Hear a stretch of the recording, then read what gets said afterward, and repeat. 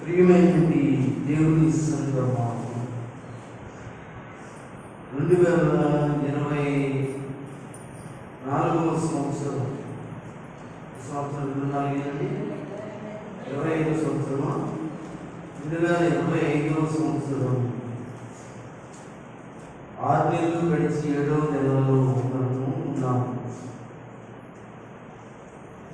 గత 6 నెలల నుంచి దేవుడు భద్రపరిచి అనేకమైన ఉపవాస ప్రార్థనలు చేయడానికి దయచేశారు. అలాగే 7వ నెలలో కూడా మనం ఉపవాస ప్రార్థన జరిగించడానికి దేవుడు దయచేశారు. మనం ప్రతి నెల ఇలా అనేక మందిగా సంఘంలో ఉపవాస ప్రార్థన కూడుకోవటం దేవుని యొక్క కృప మీకు ఇచ్చారని మీకు నేను తెలియజేస్తున్నాను. దేవుడు మిమ్మల్ని దీవించును గాక. ప్రియులారా, ఉపవాస ప్రార్థన అనేది చాలా ప్రాముఖ్యమైనదని గత కొన్ని నెలల నుంచి మనము దేవుని వాక్యాన్ని ధ్యానం చేస్తున్నాం. అనేక సంగతులను మనము దేవుని యొక్క ప్రార్థన చేస్తున్నాం. ఎందుకంటే ఇప్పుడు చూస్తున్న పరిస్థితులను బట్టి, ఆరోగ్య సమస్యలు బట్టి, పోరాటాలను బట్టి, దేశ గ్రామాల్లో జరుగుతున్నటువంటి ప్రతి దారుణ పరిస్థితులను చూసి దేవుని సన్నిధిలో మన కుటుంబాలు అసమాధానంగా ఉండటం బట్టి దేవుని యొక్క సన్నిధిని చేరి ప్రార్థించాలనేదే మన సంఘం యొక్క నిర్ణయం తీసుకుని గత నెలలన్నీ కూడా ప్రార్థన చేసుకుంటూ వచ్చాము. ఈ నెల 7వ నెలలో కూడా మనం ప్రార్థన చేయడానికి దేవుడు మీకు కృప ఇచ్చాడు. ప్రార్థన చేసిన వారి యొక్క ప్రతి ప్రార్థనను కూడా దేవుడు ఆలకించి అనేక విధాల ఆశీర్వాదాలు ప్రభావాలు ఇచ్చారని మరొకసారి దేవుని పేరట ఆయన చేసిన ఉపకారాలకి 2 చేతులు పైకెట్టి స్తోత్రం చెప్తాము. కనుక ఉపవాస ప్రార్థన చాలా మంచిదండి. ఉపవాస ప్రార్థన అనేది ఎంత మంచిది అంటే, నీ జీవితంలో ఉపవాస ప్రార్థన దేవుని సన్నిధిలోనికి నువ్వు చేసుకుని మనవి చేరి అనేకమైన కార్యాల పట్ల నీకు ఆసక్తి కలిగి దేవుని యొక్క సన్నిధిలో ప్రార్థిస్తున్న విషయాలను ఆయన సహాయం చేస్తాడు. మనము అనేక అంశాలు, అనేక సంగతులను మనం జ్ఞాపకం చేసుకుని ప్రార్థన చేస్తున్నాం. ఈరోజు కూడా మనం అనేక విషయాలను ప్రార్థన చేయడానికి సిద్ధంగా ఉన్నాం. దేవుడు మిమ్మల్ని, అలాగే మీ కుటుంబాలను, ఈ కుటుంబాల యొక్క అవసరత నిమిత్తం ప్రార్థనలు, గ్రామం యొక్క, దేశాల యొక్క ప్రార్థన అవసరతలను జ్ఞాపకం చేసుకున్నప్పుడు దేవుడే మనందరికీ సహాయం చేయను గాక. దేవుని బిడ్డలారా, దేవుని వాక్యాన్ని కొద్దిగా చూసుకుందాం. ఎందుకంటే దేవుని వాక్యంలో మార్కు రాసిన సువార్త, అందరూ చూడండి, బైబిల్ తెరిచి మార్కు రాసిన సువార్త 9వ అధ్యాయము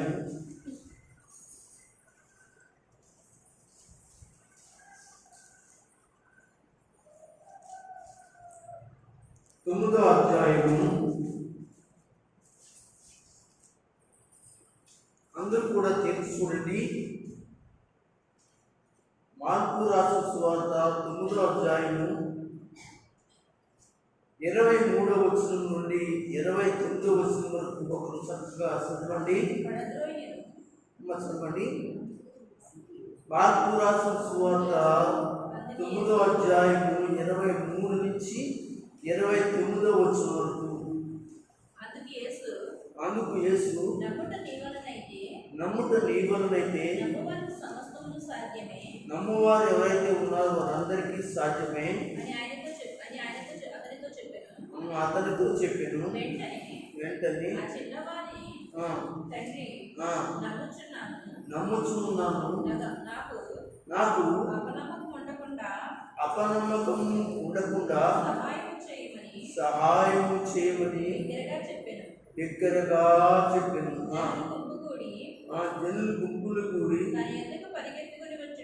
తన వద్దకు పరిగెత్తుకుంటూ వచ్చుట యేసు చూచి మోగవయ్యా చిమిటి దెయ్యమా వానిని వదిలిపోము, ఇకను వానిలో ప్రవేశింపవద్దని నీకు ఆజ్ఞాపించుచున్నాను. చూడండి చెప్పి అపవిత్రాత్మను అప్పుడు అది కేక వేసి వారిని ఎంతో విలువలాడించి వదిలిపోయారు. అంతటా వాడు చచ్చిన వాళ్ళ వలె ఉండేది కనుక అనేకులు వాడు చనిపోయేది. అయితే యేసు వారిని చెయ్యి పట్టి వారిని లేవనెత్తగా వాడు నిలవబడెను. ఆయన ఇంటిలోనికి వెళ్ళిన తరువాత ఆయన శిష్యులు మేము ఎందుకు ఆ దెయ్యం వెనగొట్టలేకపోతేమని ఏకాంతమును ఆయన అడిగి, అందుకు ఆయన దయచేసి ఈ యొక్క మాట వినండి. 29వ వచనం. అందుకు యేసయ్య అంటున్న మాట ఏంటి? అందుకు ఆయన ప్రార్థన వలనే కానీ మరి దేని వలన ఈ విధమైనది వదిలిపోవుట వారితో అసాధ్యమని వారితో చెప్పెను. చాలండి. ప్రియమైన దేవుని సంగమా, ఇక్కడ చదువుతున్న భాగంలో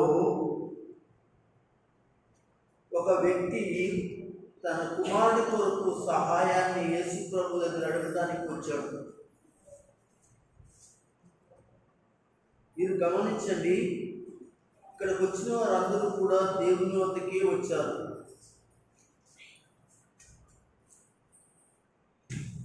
ఇక్కడికి వచ్చిన వారందరూ కూడా దేవుని సహాయం కొరకే వచ్చారు. ఇది మొదట మీరు మనసులో పెట్టుకోవాలి. అలా చెప్తున్నాను. ఇక్కడికి వచ్చిన వారందరూ కూడా నేను దేవుని ఎదుటికి వచ్చాను, దేవుని ఎదుట నేను కూర్చున్నాను, దేవుని ఎదుట నేను అడగబోతున్న విషయాలకి దేవుని సహాయాన్ని నేను తీసుకుని నా ఇంటికి వెళ్తున్నాను అని ఒక గొప్ప నమ్మకంతో మీరు కూర్చోవాలని, మీరు ఆ ఆశీర్వాదాన్ని తీసుకుని పోవాలనేది దైవ సేవకుడు మరొకసారి ప్రేమతో హెచ్చరిస్తున్నారు. ప్రియమంటి దేవుని సంగమా, దేవుని బిడ్డలారా, ప్రార్థన అనేది చాలా ప్రాముఖ్యమైనది. ఇప్పుడు చదువుతుంది వాక్యంలో మొత్తం అంతా వివరించుకోవడానికి కుదరదు, కానీ మనము ప్రార్థన అంశాన్ని జ్ఞాపకం చేసుకున్నాము. మనం ప్రార్థన చేయడానికి వచ్చాము. ఇక్కడికి వచ్చిన వాళ్ళందరూ కూడా ప్రార్థన చేయవలసినటువంటి వారుగా ఉన్నారు. ప్రార్థనే మనకి సహాయం తప్ప ఏదో లేదు. దేవుని బిడ్డలారా, ప్రార్థనే తప్ప వేరొక సహాయం మనకి లేదు.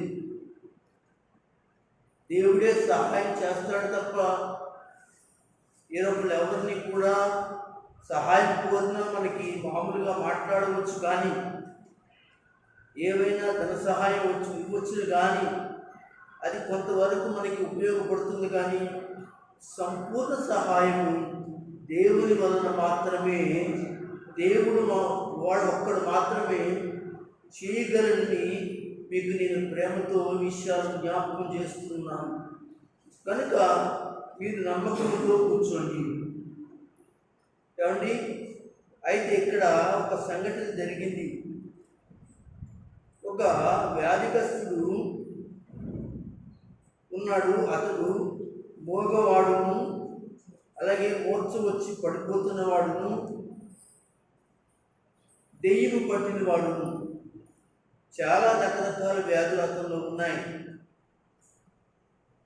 మరి ఆ ఇంటి యజమానుడైనటువంటి తండ్రి గారు ఏం చేస్తారో తెలుసంటే, యేసు ప్రభు వస్తున్నారని తెలిసి తీసుకురావడం జరిగిందండి. ఆ టైంలో యేసు ప్రభు వారు అక్కడ లేరు. యేసు ప్రభు శిష్యులు మాత్రమే ఉన్నారు. యేసు ప్రభు శిష్యులైన వారు అంటారు ఆ దెయ్యాన్ని అనగొట్టడానికి ప్రయత్నిస్తారు, కానీ ఆ దెయ్యం ఎలదు. అక్కడ కొంచెం తర్కవాదం జరిగింది. ఇంటికి వెళ్తలేదు, దేనికి వెళ్తలేదు అని రకరకాలుగా మాట్లాడుకోవడం జరిగింది. చాలామంది గుంపులు పరిగెత్తుకుంటూ వస్తూ ఉంటారు. అప్పుడు యేసు ప్రభు వారిని చూసి, మీరందరూ ఏమైంది, ఏం జరిగింది, ఏంటి పరిస్థితి అని వాళ్ళని ఆఫ్ చేసి అడిగితే, అప్పుడు ఆ వ్యాధి కలిగినటువంటి వాని యొక్క తండ్రి గారు వచ్చి అంటారు, అయ్యా, నా కొడుకు పలానా రోగంతో ఉన్నాడు, అతనికి దెయ్యం పట్టింది, మూర్ఛ రోగము, అలాగే అతని చెవులు కూడా వినపడకుండా చేసింది ఆ దెయ్యము, అలాగే రకరకాలుగా చనిపోయే ప్రయత్నాలు చేస్తున్నాడు, అగ్నిలో పడిపోవటానికి, అలాగే నీటిలో పడిపోవడానికి ప్రయత్నాలు చేస్తున్నాడు. ఒకవేళ నీ వల్ల ఏమైనా అవుతుందేమో అని మేము నీ వద్దకు తీసుకొచ్చాము. దయచేసి నా కొడుకుని బ్రతికించండి, కాపాడండి అని ఆయన పాదాల దగ్గరికి వచ్చారు. ప్రియమంటి దేవుని సంగమా, ఇక్కడ కూర్చున్నాం, అందరం కూడా దేవుని పాదాల దగ్గర కూర్చున్నాం.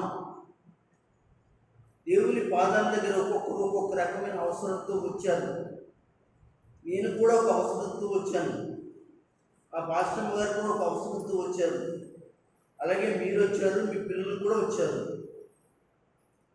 మన అవసరతలన్నీ కూడా హృదయ రహస్యాలు ఎరిగిన యేసు ప్రభుల వారు తెలుసు. అలాగే అతనిని అడుగుతూ ఉన్నప్పుడు ఆ వ్యాధిగ్రస్తుకు కలిగినట్టు వాని యొక్క తండ్రి గారు ఇక్కడ ఒక మాట చక్కగా అడుగుతాడు. 24 వచ్చు. వెంటనే ఆ చిన్నవాడి తండ్రి, నమ్ముచున్నాను, నాకు అపనమ్మకం ఉండకుండా సహాయం చేయని బిగ్గరగా చెప్పాడు. ఇక్కడ యేసు ప్రభు ఒక మాట ముందు అడిగాడండి, నేను చేస్తానని, నా వల్ల అవుతుందని, జరుగుతుందని నమ్ముచున్నావా? ఈ రోజున సంఘంను నమ్మవలసిన విషయం ఏమిటో తెలుసంటే, ఆయన నీ పట్ల చేసే కార్యమును నమ్ముచున్నావా? కనుక 23వ వచనంలో అయితే ఒక మాట చెప్తాడు, అది కూడా చదవండి ఒకసారి. అందుకు యేసు నమ్ముట నీ వలనైతే, ఇక్కడ వినండి జాగ్రత్తగా, అది నువ్వైనా, నేనైనా, బయట ఉన్నవారైనా, సంఘమైనా, రానివారైనా, వచ్చిన వారైనా, నమ్ముట నీ వలనైతే,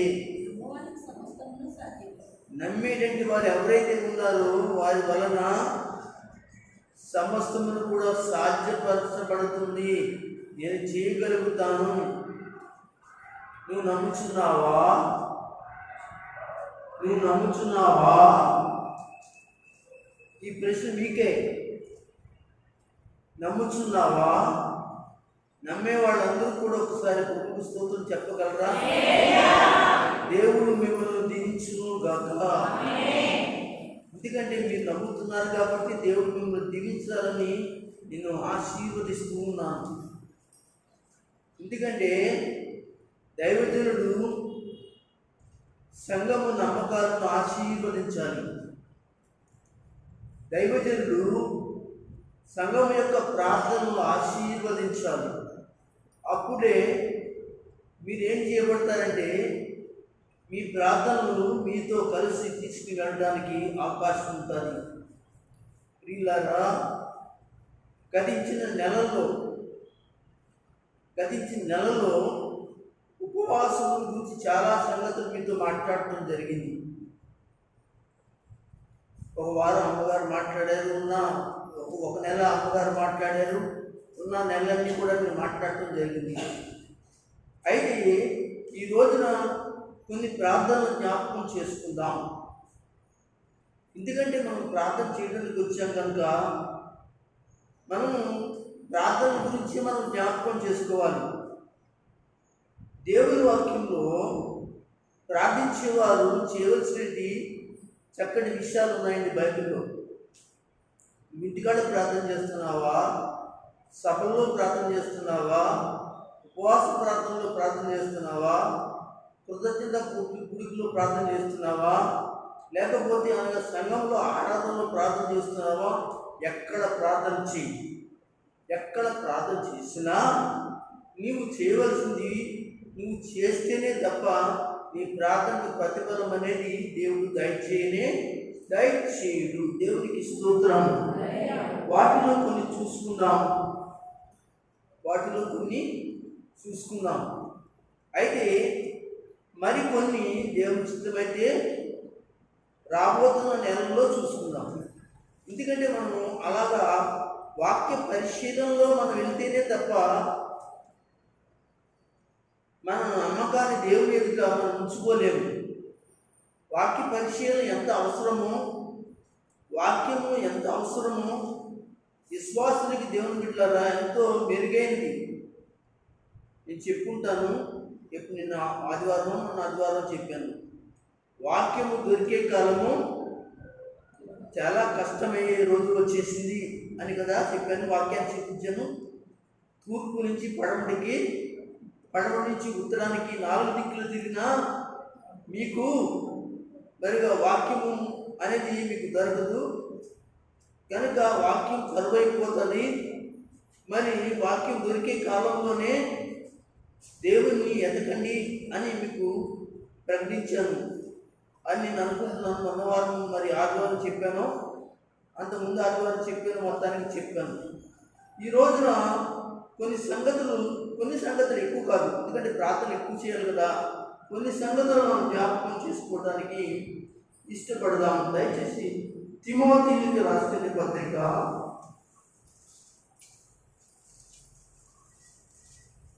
7వ సంఘమా, నీవు కానీ నేను కానీ పురుషులు కానీ స్త్రీలు కానీ మొదటిగా మనము నేర్చుకోవాల్సిన విషయం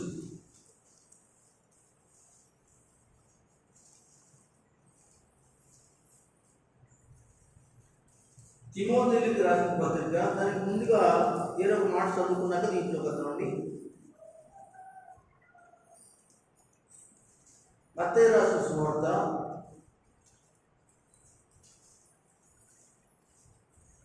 21వ అధ్యాయం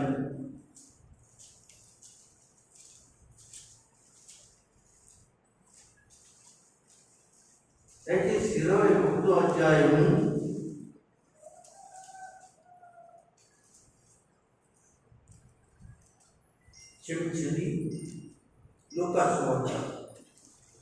21వ అధ్యాయం లూకా రాసిన సువార్త 21వ అధ్యాయం జాగ్రత్తగా చూడండి. 21వ అధ్యాయం 33వ వచనాన్ని చదవండి. ఆకాశము భూమి గతించును గాని నా మాటలు ఏమాత్రం గతింపవు. అలాగే 35-36 చదువుతాం. భూమి అంతటా నివసించే వారందరికీ అకస్మాత్తుగా వచ్చును.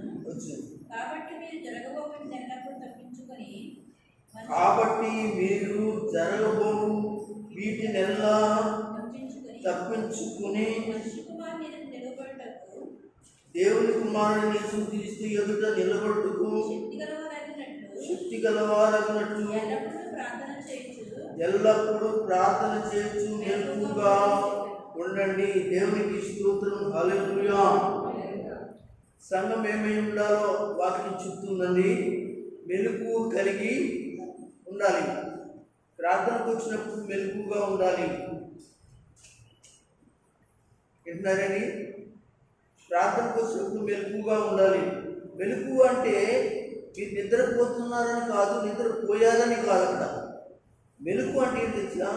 ప్రార్థన చేయడానికి, ప్రార్థించడానికి మీరు నిర్లక్ష్యంగా ఉండకూడదు, అసమర్థతగా ఉండకూడదు, బద్ధకంగా ఉండకూడదు అనే భావాన్ని తెలియజేస్తుంది. చూడండి, ఎల్లప్పుడూ ప్రార్థన చేయుచు మెలకువగా ఉండాలి. ఇక్కడికి ఎందుకు వచ్చాము అంటే మనం మాట్లాడుకోవడానికి రాలేదు, లేకపోతే ఏదో సంగతులు చెప్పుకోవడానికి రాలేదు. దేవుని ఎదుట మనం అందరం మన సంగతులను దేవుని ఎదుట ప్రార్థన చేయటం కొరకు. నువ్వు ప్రార్థన చేస్తే దేవుడు కార్యం చేస్తాడు, నిశ్చయం. మరలా చెప్తున్నాను, నువ్వు ప్రార్థన చేస్తే నీ ప్రార్థన విని దేవుడు అద్భుతం చేస్తాడు. అస్సలు సమస్య లేదు. నువ్వు ప్రార్థన చేయటమే ఆలస్యం. నీ ప్రార్థన దేవుడు ఆకాశమందు ఉన్న దేవుడి దగ్గరికి దేవుడి దూత తీసుకుని వెళ్తాదండి. ఎంతమంది అయితే ప్రార్థన చేస్తున్నారో, ఎంతమంది అయితే దేవుని అడుగుతున్నారో, ఎంతమంది అయితే కన్నీళ్ళు కారుస్తున్నారో, ఎంతమంది అయితే ఏడుస్తున్నారో, ఎంతమంది అయితే అనగా అవసరతల కొరకు దేవుని ఎదుట చెప్పుకుంటున్నారో, అది చిన్న మాట అయినా కానీ దేవుని దూత పరలోకమున్న నుండి దేవుని యొక్క చేతులకు అప్పగించడానికి నీ ప్రార్థన తీసుకువెళ్తుంది. ఆమె చెప్పండి అందరూ. హల్లెలూయా. దేవుని బిడ్డలారా, ఇందాక మనం మార్కు సువార్తను చదువుతున్న వాక్యంలో 29వ వచనంలో మాట్లాడిన మాట ఏంటి అంటే, ఆ మాట ఒకసారి జ్ఞాపకం చేస్తారా?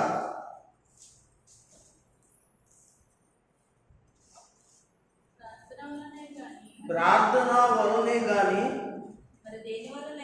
మరి దేని వలనైనను ఏ విధమైనది కూడా అసాధ్యమని. దేవుని స్తోత్రం. అక్కడ ఏ విధమైనది, నీకు ఏ విధమైనది, నీ పక్కలతో చెప్పకపోయినా పర్లా, నీ దేవునితో చెప్పుకో. ఏ విధమైనది కానీ దేవునితో చెప్పుకో, సేవకుడితో చెప్పుకో, దేవుడు సహాయం చేస్తాడు. అక్కడ ఆ మాట పుట్టినట్లో ఏముందంటే, అక్కడ పుట్టినట్లో ఏముందంటే ఉపవాస ప్రార్థన రాయబడింది. అక్కడ ఒక అంకు ఉంటుందండి, 2 అనే ఒక అంకు ఉంటుంది అక్కడ ఆ వచనం దగ్గర. దానికి పుట్టినట్లో కింద ఏముంటుందంటే ఉపవాస ప్రార్థన వలనే. దేని వలన అండి? ఉపవాస ప్రార్థన వలనే. ఈరోజు ఉపవాసం నుండి వచ్చిన నీవు, ప్రార్థన చేస్తున్న నీవు, నీ జీవితంలో దేవుడు కార్యం చేస్తాడు. దయచేసి నేను ప్రతి నెల సంఘానికి మీరు ఉదయం కానించి సాయంత్రం 3 గంటల వరకు కూడా ఉపవాసం ఉండండి, మనకి ప్రార్థన జరుగుతుంది అని సంఘానికి చెప్పడం జరుగుతుందండి. మీలో చాలామంది ఉపవాసం ఉంటున్నారు. అంత మాత్రమే కాకుండా మన సంఘస్థులు బయట ఉన్న వాళ్ళు ఎవరైతే ఉన్నారో వాళ్ళకి కూడా మా పాపతో సహా అందరికీ ఫోన్ చేసి, పలానా రోజున ప్రార్థన ఉపవాసం, ఆ రోజున ఉపవాసం ఉండి ప్రార్థన చేసుకోండి, మాతో కూడా మీరు అక్కడ ఉన్నప్పుడు కూడా ఏకీపించని చెప్తున్నాం. మేము ఫోన్ చేసాం. మన కుర్రాళ్ళు ఎవరు, మన బిందు మాధవ్ చెప్పాం, ఉపవాసం ఉండు, ప్రార్థన చేసుకో, అలాగే సాయికి మరితో చెప్పాం, ఉపవాసం ప్రార్థన చేసుకో. సమయాలతో చెప్పాం, ప్రార్థన చేసుకో, ఉపవాసం ముందు ఆ రోజు దేవుని సైతం అడుగు. మా సమయానికి చెప్పాను. ఇలాగా చాలామంది ఉన్నారండి. హైదరాబాద్లో చాలామంది మాకు తెలిసిన వాళ్ళు ప్రార్థన సహాయం కోరే వాళ్ళందరికీ కూడా చెప్పాం, పలానా టైంలో పలానా యొక్క సమయంలో మేము ప్రార్థన ఉంటాం. మీరు కూడా దూరంగా ఉన్నారు కాబట్టి మీ యొక్క అవసరతల నిమిత్తం, మీ అక్రత నిమిత్తం, పరిస్థితుల నిమిత్తం ప్రార్థనలో పాల్గొనండి.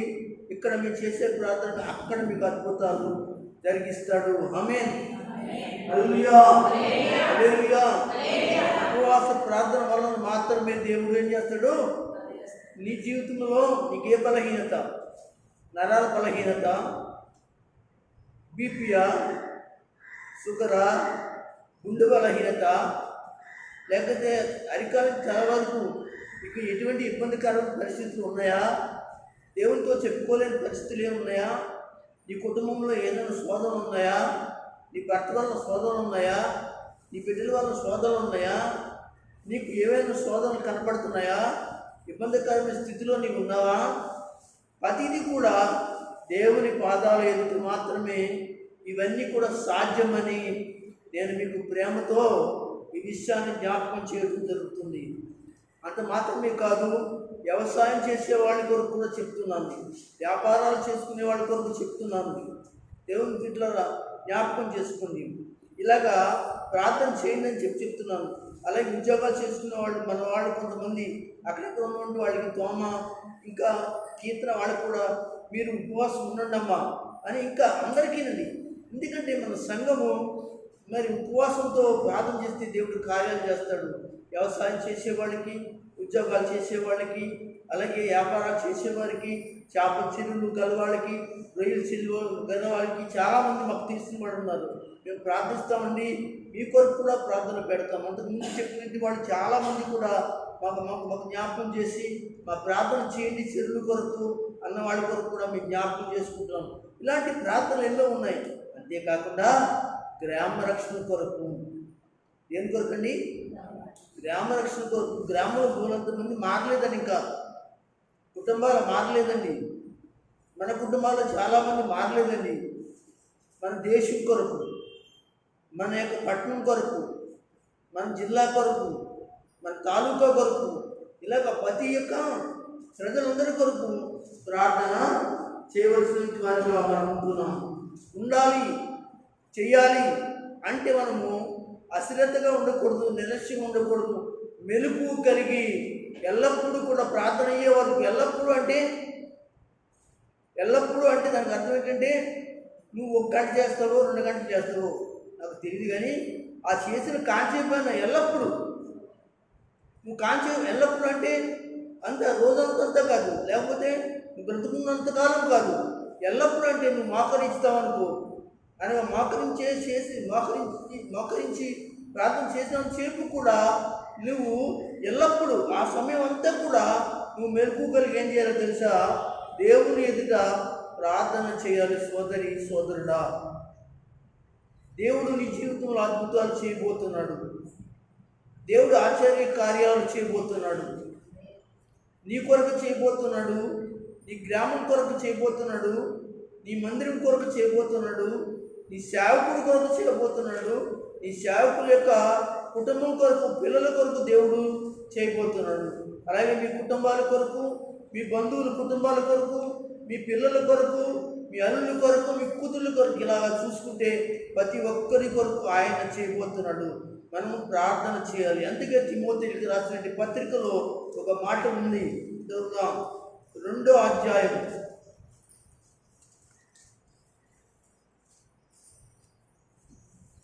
2వ అధ్యాయం తీయండి, నేను చూసుకోండి దయచేసి. 2వ అధ్యాయం 3వ వచనం చదువుదామా? అమ్మ 2వ తిమోతికి రాసిన పత్రిక 2వ అధ్యాయము, 2వ తిమోతికి రాసిన పత్రిక 2వ అధ్యాయము 2వ అధ్యాయం మొదటి నుంచి ఒక 3 వచనాలు చదువుదాం.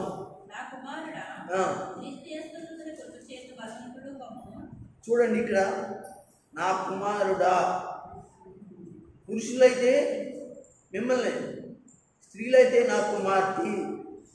ఏమంటున్నాడు ఇక? నా కుమారుడా, క్రీస్తు యేసునందున్న నా కుమార్తె మాట్లాడుతూ క్రీస్తు యేసునందు కృపచేత బలవంతుడు కమ్ము. కృప చేతనే బలవంతుడు కమ్ము. దేవునికి స్తోత్రం. ఎవరిలో బలవంతుడై ఉండాలండి నరసింహ గారు? దేవుల్లో బలవంతుడై ఉండాలి. నువ్వు దేవుల్లో బలవంతుడు అయితే దేవుడు తప్పనిసరిగా నీ ప్రార్థన ఆయన ఆలకిస్తాడు. దేవుల్లోనే బలవంతుడై ఉండాలి. నీ డబ్బు బలం కానీ, నీ కండ బలం కానీ, నీ జ్ఞాన బలం కానీ, నీ శరీర బలం కానీ, నీ బంధువర్గాల యొక్క బలం కానీ, ఇలాగ రకరకాల యొక్క బలాలు ఉన్నాయండి. ఈ బలం అంతటినీ కూడా ఏం చేయాలంటే దేవుని బిడ్డలారా దేవుళ్ళు కాల్చివేయాలి. ఏం చేయాలి? దేవుల్లో కాల్చివేయాలి. ఒకసారి చెప్తున్నాను, నీకున్న ఏ బలమైనా కానీ ఇది నా బలం అనుకుంటాకి లేదు. నా బలము అన్నామంటే ఓడిపోతావు, జాగ్రత్త. నా బలము అన్నామంటే అంటున్నాడు కదా దావీదు కీర్తనలో భక్తుడు ఉన్నాడు, నా బలమా యెహోవా నా బలమా అని చెప్తున్నాడు తప్ప నాకు బలం ఉందని చెప్పట్లేదండి దావీదు మహారాజు. అందుకే మిమ్మల్ని కూడా దావీదు రాజు అంటాడు, బలవంతుని చేతిలో బాణం వంటి వారు అవ్వండి అంటున్నాడు. మీ బలం ఎక్కడ కాల్చబడాలంటే అగ్నిలో కాల్చబడాలి. నేను ఒక సంగతి జ్ఞాపకం చేస్తున్నాను. అదేంటంటే పాత నిబంధన చదివినప్పుడు నిర్గమాకాండము, లేవీకాండము, సంఖ్యాకాండము, ఉపదేశకాండం మరి చదివినప్పుడు కొన్ని అర్పణలు, దానబలులు, నైవేద్యాలు కనబడతాయి. అక్కడ మేకపిల్లను అనగా పొట్టేళ్లను, ఇంకా కోడులు అంటే లేకదూడలను, పావురాయలను బలివ్వటానికి బలిపీఠం దగ్గర తీసుకువెళ్తారు. తీసుకువెళ్ళినప్పుడు అక్కడ యాజకుడు ఏం చేస్తాడంటే ఆ కోడి దూడను వధించి ఆ రక్తాన్ని దేవునికి అర్పించి తనకున్న మరి దీనికి ఆ కోడి దూడుకున్నటి ఆ లేక దూడుకున్నటి శరీరాన్ని అంతా ఒలిచి దేనికి దానికి అనగా విడదీసి కొవ్వు లోపల నుండి అంతరింద్రియాలు ఏవైతే ఉన్నాయో అన్నీ కూడా ఒలిసి ఏం చేస్తాడంటే అగ్నిలో దేవునికి ఇస్తాడండి, అర్పిస్తాడు. అప్పుడు ఆ కోడి దూడ ఎవరు తెచ్చారు? వారి పాపాలైనా, వారి అక్రమాలైనా, వారి అన్యాయాలైనా, అవినీతి అయినా అవి ఏం చేస్తాడంటే అతడు అర్పించినప్పుడు దేవుడు అనగా ఆలకించి భరించి వాడి యొక్క పాపాలు క్షమిస్తాడు. అయితే నేను చెప్తున్నాను, నీ బలం ఏం చేయబడాలని చెప్పాను నేను, చెప్పాలి గట్టిగా. ఇందులో కాల్చివేయాలి, అగ్నిలో కాల్చివేయాలి. బలం అంటే కొవ్వు. ఏంటండి బలం అంటే? ఏంటండి అంటే కొవ్వు బలానికి సూచనగా ఉందండి. కనుక ఈ యొక్క బలిలో కొవ్వును కూడా వాళ్ళు ఏం చేస్తారంటే ఎక్కడ లోపల ఆ పశువుకున్నట్టు కొవ్వునంతటిని తీసి ఏం చేస్తారంటే అనగా అగ్నిలో వేస్తారు. అంటే ఇంకా నీ బలం అంతటిని కూడా దేవుడిలో దహించబడాలి. ఇంకా నువ్వు బలహీనుడు అయిపోవాలి. దేవుడే నీకు బలవంతుడుగా ఉండాలి. అందరూ సూత్రం చెప్పండి.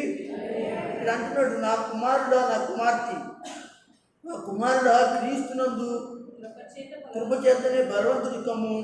నీవు అనేకుల సాక్షులు ఎదుట నా వలన వినిన సంగతులను, అంటే సేవకుడు ద్వారా అయిన సంగతులు ఏదైతే ఉన్నాయో, ఈ స్థానిక సంఘ సేవకుడు, చాలామంది సేవకులు ఉంటారు కానీ అసలు ముఖ్యంగా నీ సంఘ సేవకుడు యొక్క మాటలేనాను, ఈ సంఘం యొక్క సేవకుడు మాటలే నీకు నీ జీవితానికి ఆశీర్వాదం, నీ కుటుంబానికి ఆశీర్వాదం.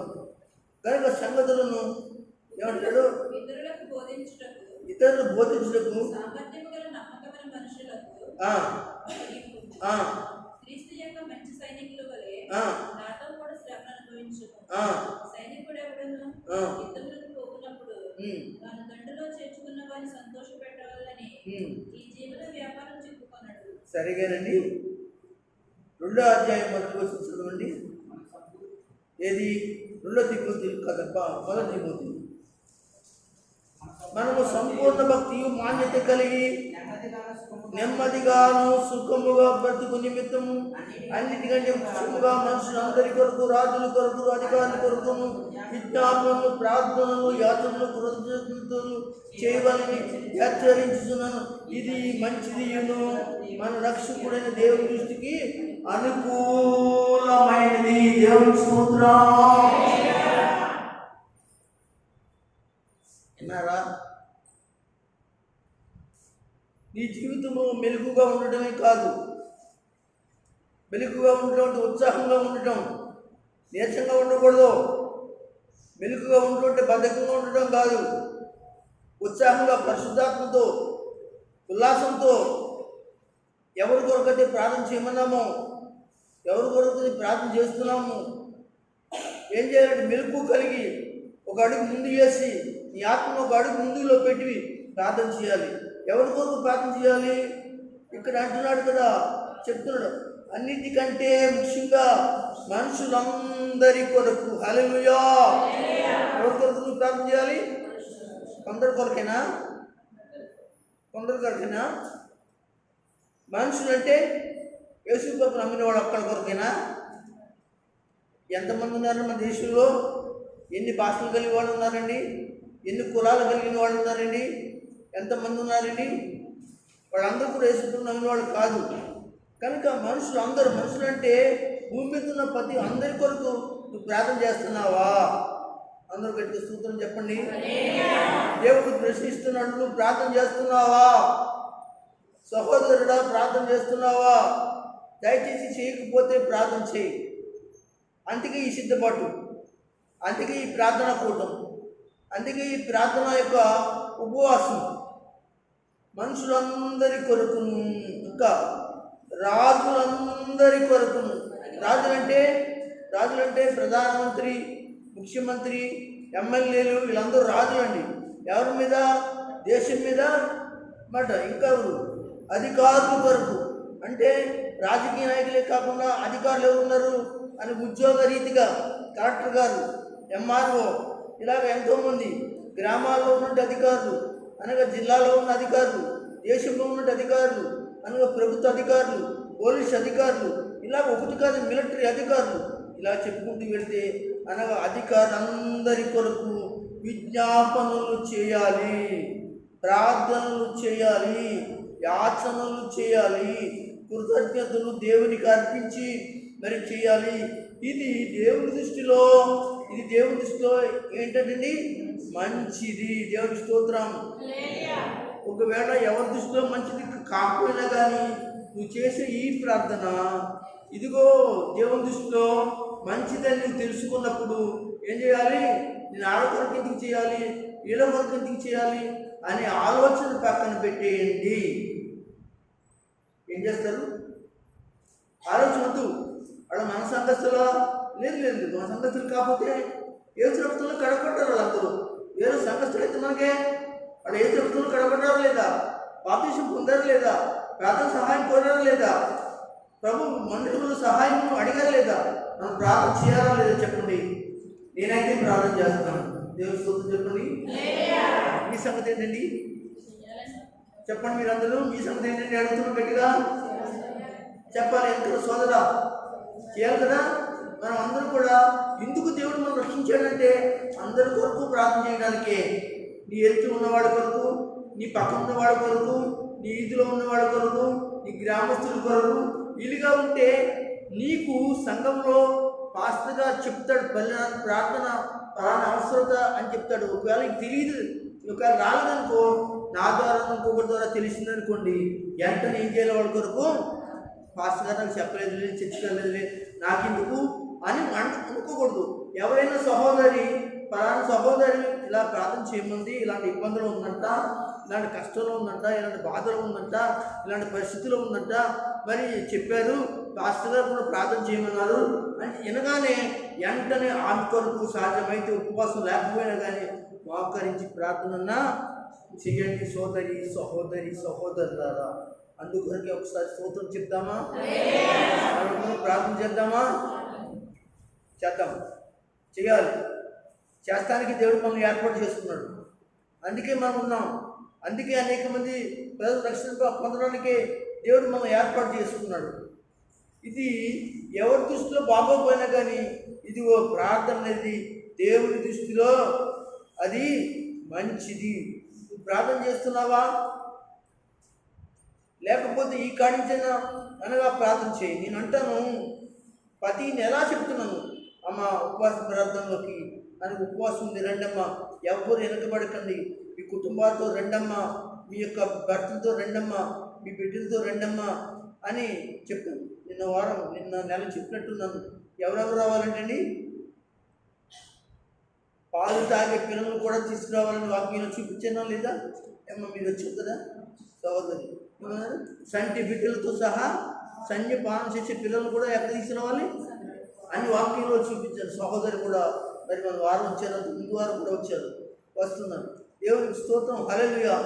ఎందుకంటే రావటం వల్ల నాకేమీ వరకదు, మీకును మీ పిల్లలకు, మీ పిల్లల భవిష్యత్తుల కొరకు, మీ సమస్యల కొరకే ఇవన్నీ.